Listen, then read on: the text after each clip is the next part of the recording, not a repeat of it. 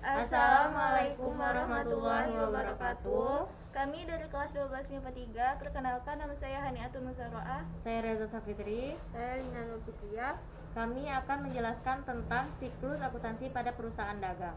Secara umum, pengertian perusahaan jasa adalah perusahaan yang didirikan seseorang atau sekelompok orang yang kegiatan pokoknya bergerak dalam bidang pelayanan jasa atau menjual jasa. Transaksi yang dilakukan perusahaan jasa tersebut kemudian dicatat dalam akuntansi. Macam-macam jasa akuntansi antara lain: 1. Bukti transaksi internal. Bukti transaksi internal adalah bukti transaksi yang khusus dibuat oleh pihak internal dan digunakan untuk kepentingan internal perusahaan. 2. Bukti transaksi eksternal. Bukti transaksi eksternal adalah bukti pencatatan transaksi yang berhubungan dengan pihak di luar perusahaan.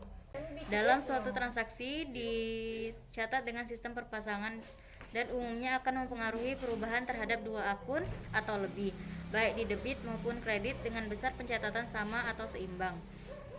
Akun dengan saldo normal debit akan bertambah di sisi debit, bila berkurang akan dicatat di sebelah kredit.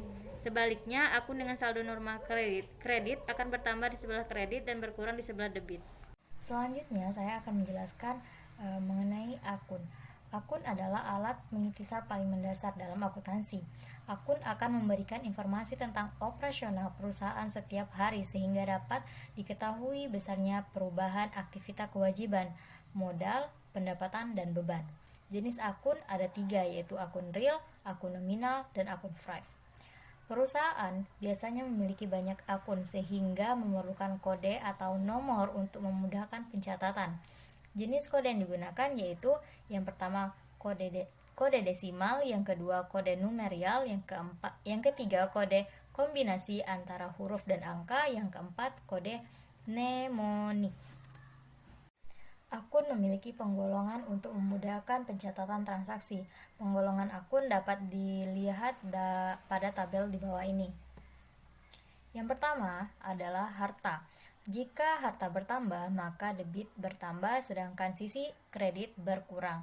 Yang kedua, hutang. Apabila hutang bertambah, maka sisi debit berkurang sedangkan sisi kredit bertambah. Yang ketiga, modal. Jika modal bertambah, maka sisi debit berkurang sedangkan sisi kredit bertambah. Yang keempat, pendapatan. Jika pendapatan bertambah, maka debit berkurang sedangkan kredit bertambah. Yang kelima yaitu beban. Jika beban bertambah, maka sisi debit bertambah sedangkan sisi kredit yang berkurang. Membuat laporan keuangan pada perusahaan dagang. Laporan keuangan perusahaan dagang menjadi sebuah tahap penyajian posisi keuangan dan kinerja keuangan perusahaan secara terstruktur. Tujuan penyusunan laporan keuangan tentunya untuk memberikan informasi tentang posisi dan kinerja keuangan. Laporan keuangan perusahaan dagang dibagi menjadi beberapa jenis, antara lain: yang pertama, laporan laba rugi. Laporan laba rugi mencerminkan aktivitas perusahaan dengan memperhitungkan pendapatan dengan beban-beban. Jika jumlah pendapatan lebih besar daripada jumlah beban, perusahaan akan memperoleh laba. Jika jumlah beban lebih besar daripada jumlah pendapatan, perusahaan akan mengalami kerugian. Seperti contoh yang di sebelah. Yang contoh tersebut berarti perusahaan mengalami laba. Yang kedua, laporan perubahan modal. Laporan perubahan modal merupakan ikhtisar perubahan modal pemilik yang terjadi pada periode tertentu. Hal-hal yang menyebabkan perubahan modal antara lain adanya setoran tambahan investasi dari pemilik, laba usaha, kerugian, dan pengambilan untuk keperluan pribadi atau yang disebut FRIV. Pada contoh di atas, dapat diketahui modal awal pemilik adalah 250 juta, sedangkan modal akhir 257.500.000.